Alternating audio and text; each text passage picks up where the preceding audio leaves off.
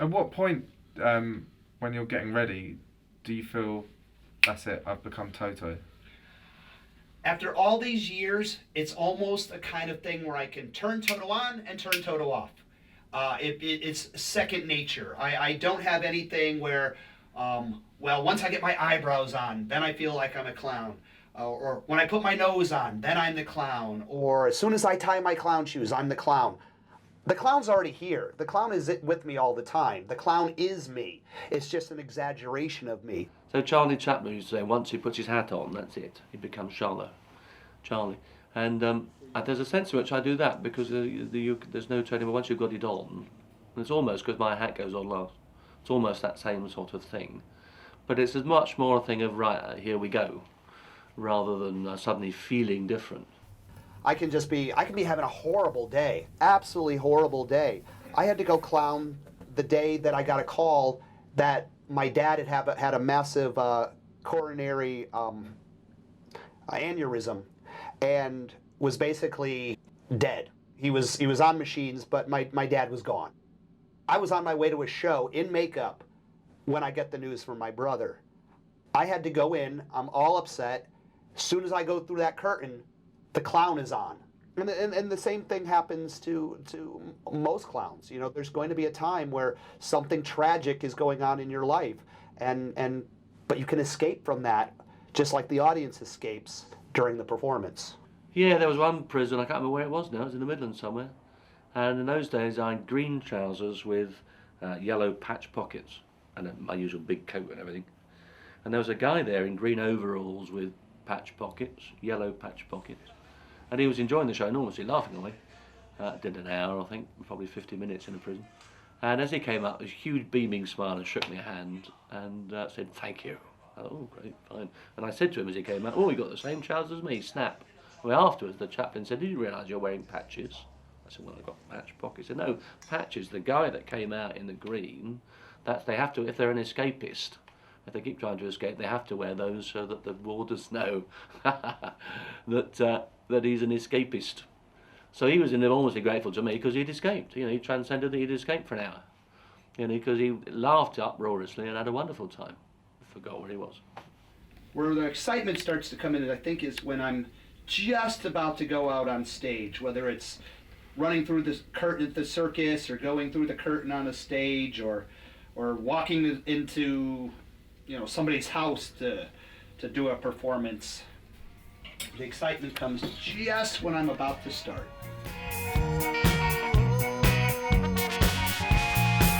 Been smoking the bamboo in days. Yeah. This is an absolute outrage. Yeah.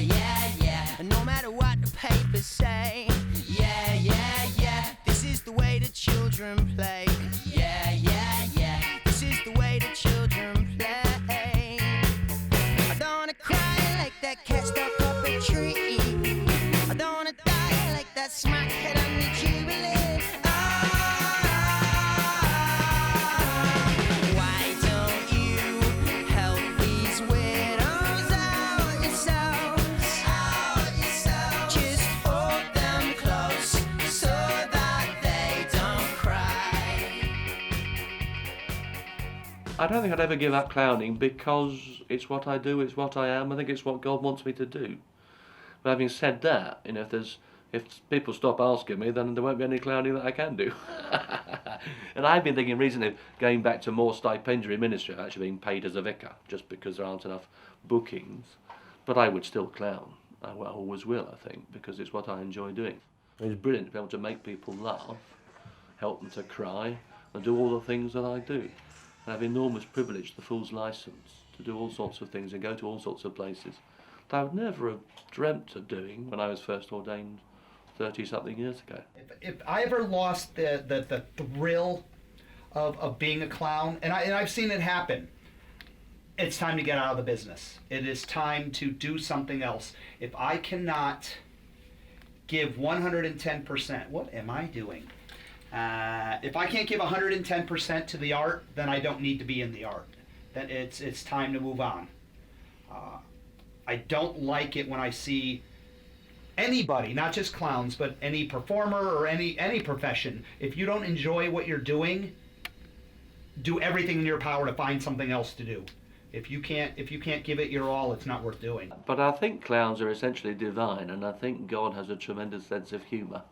I think if we've got the perspective of humour, we've got a chance of having the divine perspective, which is a very kind of Christian view anyway, of the incarnation really, that God is made man. So you've got man and God together. And I think clowns somehow speak of this extraordinary mystery of faith, which is why they've always been so important to society. Right, here we go. 1, 2, 3, and go! Oh, you could have said. Never mind, we better go for it, Oh, repent. Oh. What did John the Baptist say to the cowboy decorator, do you know? He said, repaint and thin no more. I digress.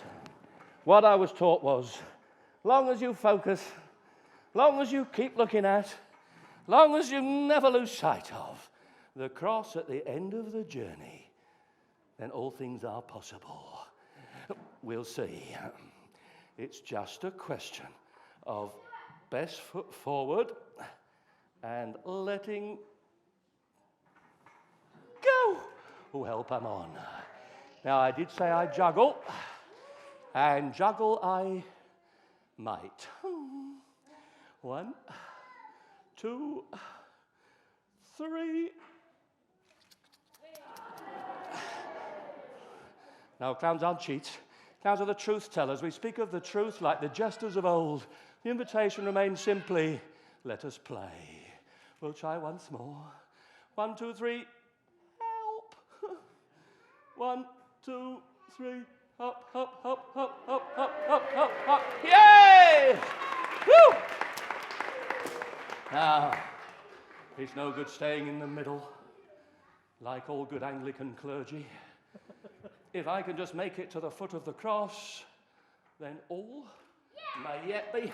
Yeah, no! Oh, that's the trouble with crosses.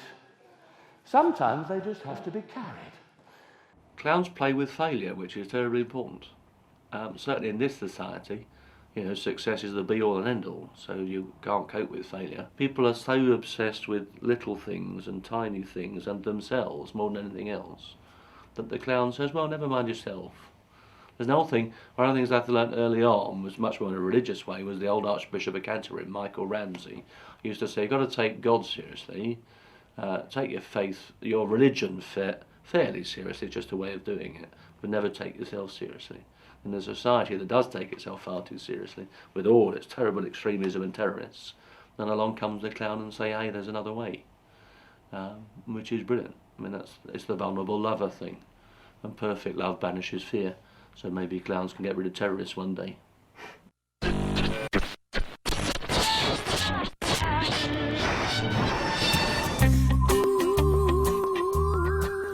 The clown eggs, I don't think started till something like the 50s, when Reg Bolt, he started them on real eggs, painting the faces of the famous clowns of the day.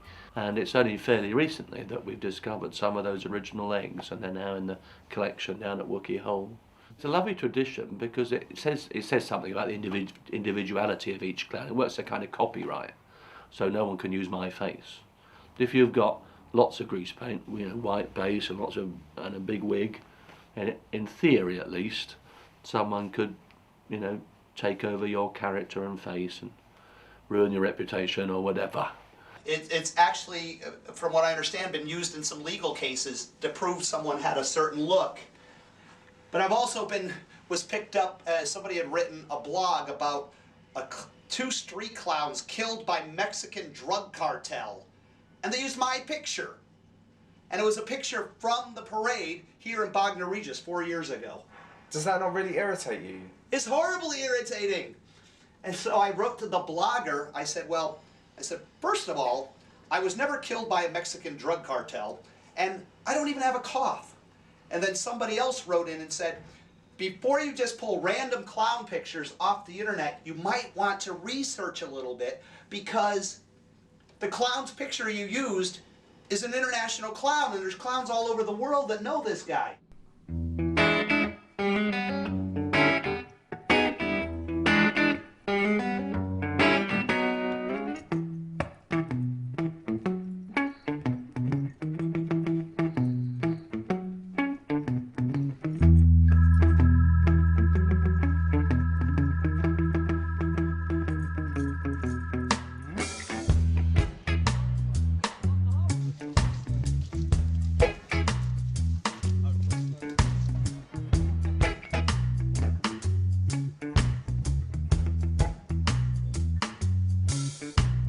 stupid guy. The bastard got me high for the first time, and time flew by, and here I am. I caught this disease like you wouldn't believe, and no one's coming to relieve me of this kooky plan. So children, please beware, the boogeyman is waiting over there. He stopped me as I tried to run on by, and now my teeth are going yellow, 'cause I'm a super fellow. I think clowns are less obvious than they once were, because when I was a kid, everyone knew who Coco was. But I mean, I can't name a famous clown now, or at least ordinary people wouldn't say, oh, I know whoever it is. Because clowns haven't got that kind of fame. The famous people, the celebrities, it's all this terrible celebrity culture, are all, you know, the pop stars and the footballers and all that lot. So the idiot clown doesn't really get a look in. So there's a whole kind of different way of looking at clowns, and there's also this whole thing of coulrophobia, which is a fear of clowns that some people have genuinely got, but some people like to collect it. You know, it's quite cool to have coulrophobia.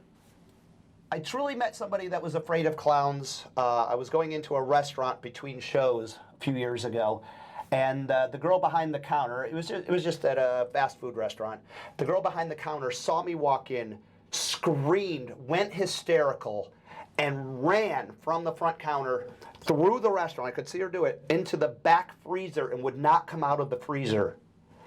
So she truly was afraid of clowns.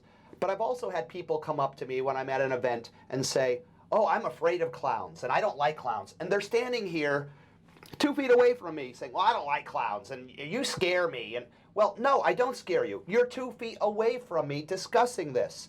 You find it chic to say you're afraid of clowns, but you don't have a true fear. If you went running hysterically away and locked yourself in a freezer, that is truly afraid.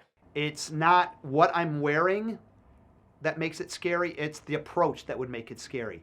If I went up to a child and went, ah! Of course that's gonna be scary. If you did that, it would be scary, you know? Yeah, I have to watch it a little bit more because of this, but I don't have any more kids that are scared of me than someone that's clowning wearing something very drab and just a nose. If there was a 3-year-old who wasn't sure, you know, grabbing onto mommy's leg or something, not sure, and I'm a distance away, I may just look, you know, and just kind of look out of the corner of my eye. Not make full-on eye contact, that could be confrontational. So I just kind of look and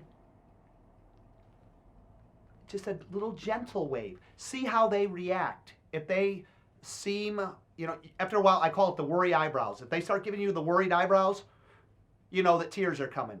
So you kind of get this little subtle look on their face, and you can see, and you just give a little bit more. If they get a little bit closer, they seem, I'll get down on their level. You know, I'm not a tall guy, I'm 5'8", but you know, if you're 1'8", I'm huge. So get down on their level. Gently say, hi there, how are you? My name's Toto. How are you today? Would you give me a 5? Give them something that they know is okay to do. Give me a 5. And if they don't want to do it, then I'll back off. If they start pulling away, I pull away. It has to be on their terms. It's not my terms. It's their terms. So it's just, yeah, you've really got to watch what you're doing. Respect your audience. Lucky boy! Ramo! Hey!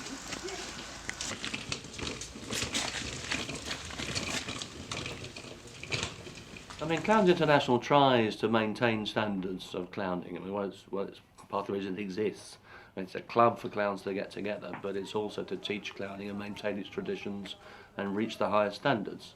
And clowns, I think, do enjoy church services. They enjoy worship at some level or other, some more than others.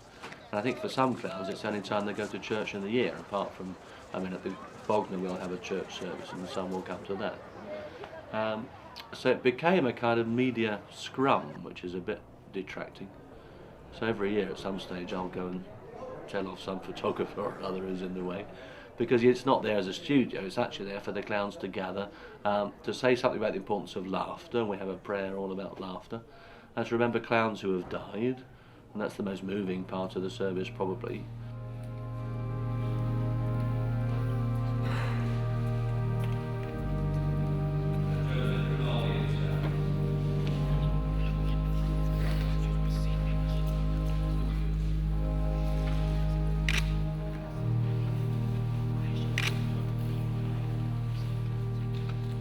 So I think part of the kind of agenda is that it puts clowns back in the picture. So it is in the national press, it is all over the world on strange television programmes and things.